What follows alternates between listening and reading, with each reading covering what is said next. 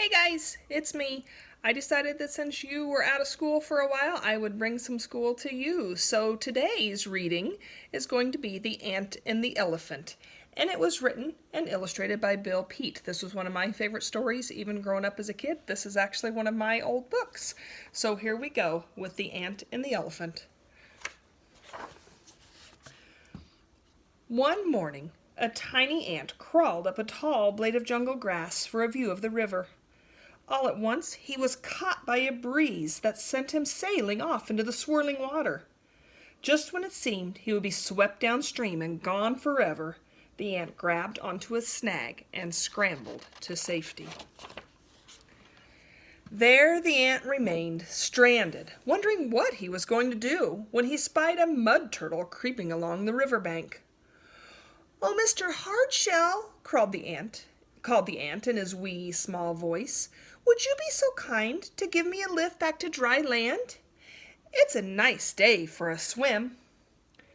The old turtle turned his head slowly. After a long look at the ant, he said, "I've had my swim for today, and besides, if I went racing about, helping everyone who was in trouble, I'd have no time left to relax."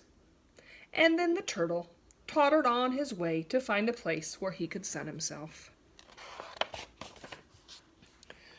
When the turtle came to a flat, warm rock, he crept slowly up the edge, and suddenly he went toppling backwards and landed upside down.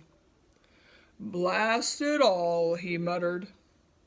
"Dad blame it." And he began thrashing and kicking with his legs, desperately trying to right himself. But all the kicking could do was to send him rocking about on his shell. That was all.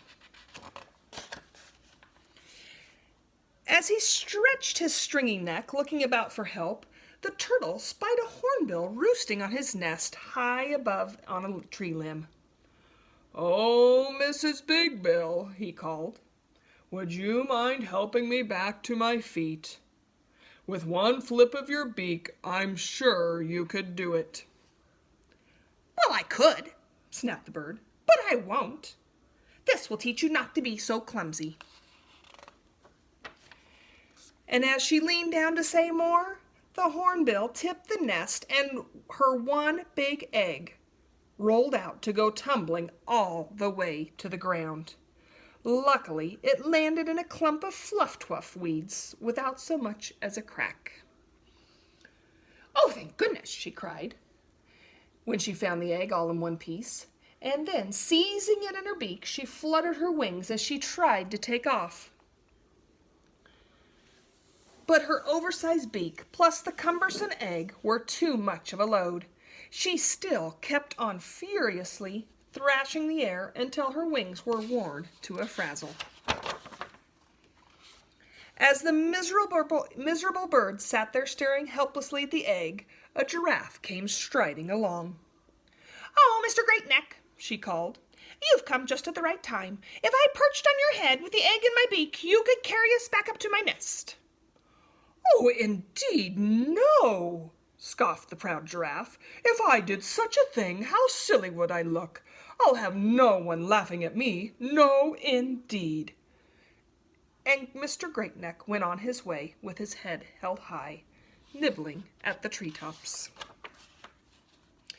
He was so intent upon the tasty leaves that he didn't notice the tangle-dangle vine until it was twisted up around one leg.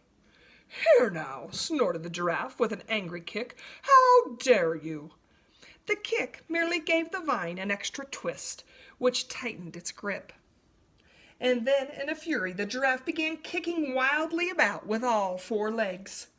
The more he kicked, the more entangled he became. Finally, his legs were so tightly tied up in the vine that he couldn't budge. As he stood there, in the tangle, he spied a lion heading his way. "Oh, what good luck," thought the giraffe. "With those great claws of his, he could rip this vine to shred in one swipe." "Oh, Mr. Big Paw," he called to the lion, "just look at me." And the lion took one look and then burst into a great roaring laugh. "Ha, ha, ha, ha! That is so funny! Ha, ha! I see what you mean! Ha, ha, ha!" And laughing merrily, he went on his way through the jungle. The lion was still laughing to himself as he flopped down in a patch of shade for a bit of a catnap. He flopped down with such a whomp that it upset a huge boulder which was all set to topple.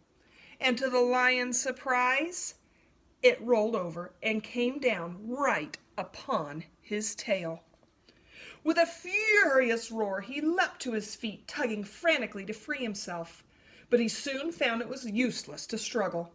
He could never get loose unless he was willing to part with his tail. And as he sat there growling over his bad luck, a rhino came along. "Oh, Mr. Hornyhead," he called, "would you mind bumping this stupid boulder off my tail? One nudge of your great snout would do it."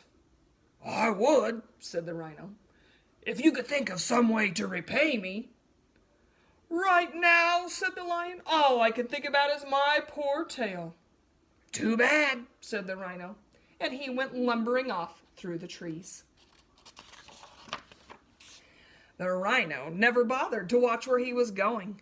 With a great horn out in front, he went plowing straight ahead through the brambles and bush, when all of a sudden, zump! He blundered head on into a stump with his great horn stuck deep into it. "Out of my way, you stupid stump!" he snorted, and with a furious lunge he tried to knock over the stump. This drove the horn still deeper, and with a mighty tug he tried pulling himself free, but the stump refused to let go. At last the rhino realized he was hopelessly stuck.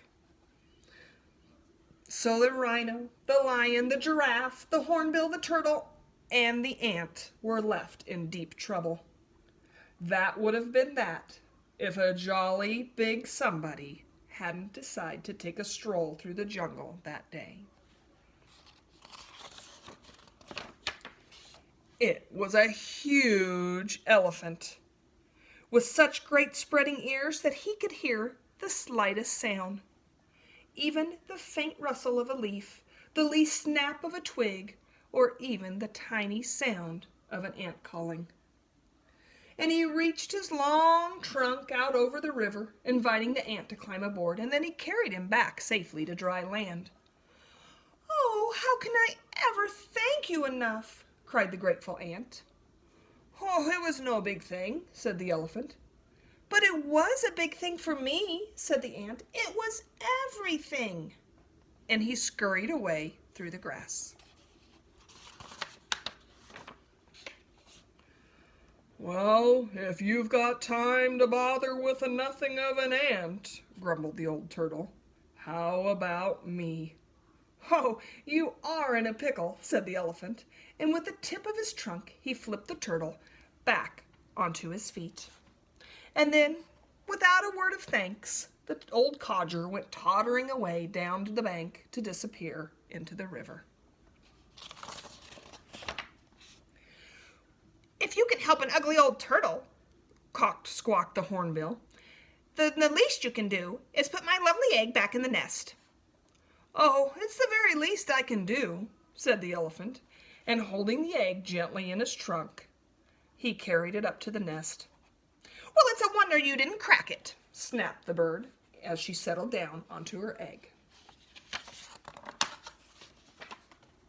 "Say now," chuckled the elephant when he came upon the giraffe, "now that's what I call a funny fix." "Well, it's not funny to me," snorted the giraffe, "not one bit funny." "Then I'll try not to laugh," said the big fellow, searching through the vine with his trunk to get at the worst of the tangle. It only took a few minutes to undo the dozens of knots that gripped the long legs. Once they were loose, the vine fell limply to the ground. "Well, I must say it's about time," snorted the snooty giraffe as he went gallopity-clopping away.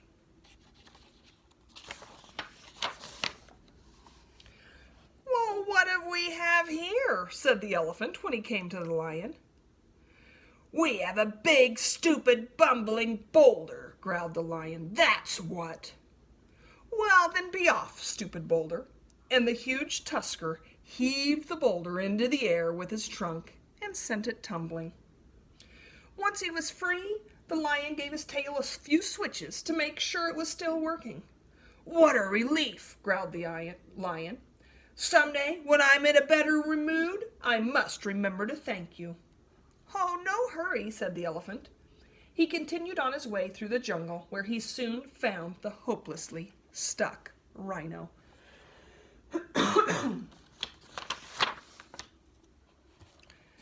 "Well, I can pull you free," said the elephant, "if your tail can stand one mighty tug."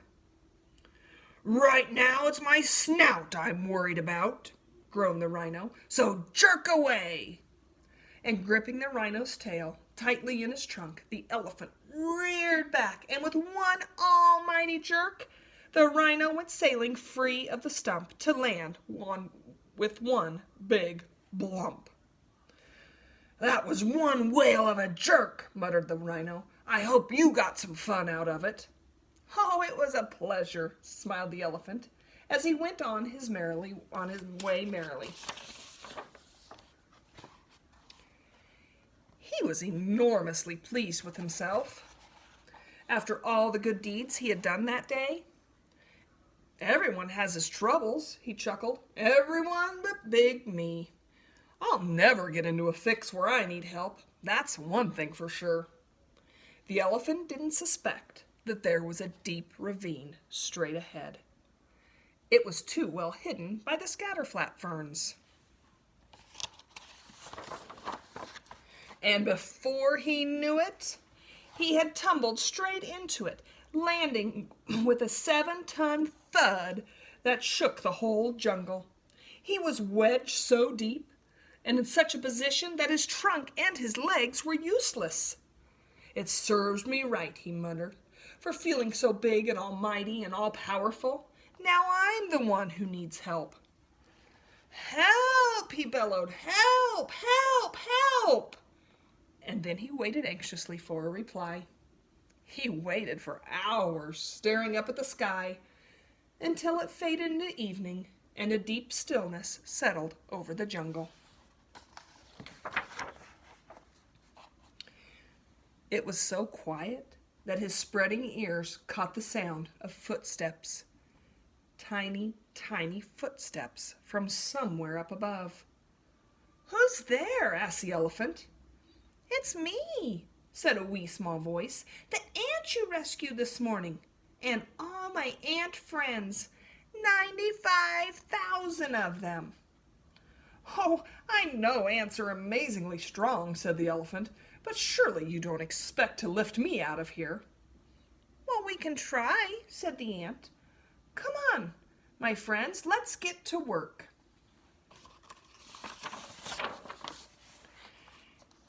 And suddenly, down the deep wall of the ravine, came a teeming horde of ants swarming under the elephant. And then all together they began chanting, "Heave, hove, heave, ho! Up you go, up you go!" And to the elephant's amazement, he felt himself moving upward. Slowly but surely, just an inch at a time, the tireless ants hoisted their huge burden up the wall. "Heave, ho, up you go! Don't lose your grip, don't anyone trip!" And at last, under a bright full moon, they set the elephant down in the scatterflat ferns. "That was tremendous!" cried the elephant. "I can't believe it!" "Oh, it was nothing," replied the 95,000 ants. "Nothing for you," said the elephant, "but a mighty big thing for me. Now, if you'll climb aboard, I'll give you a ride back to your ant hill."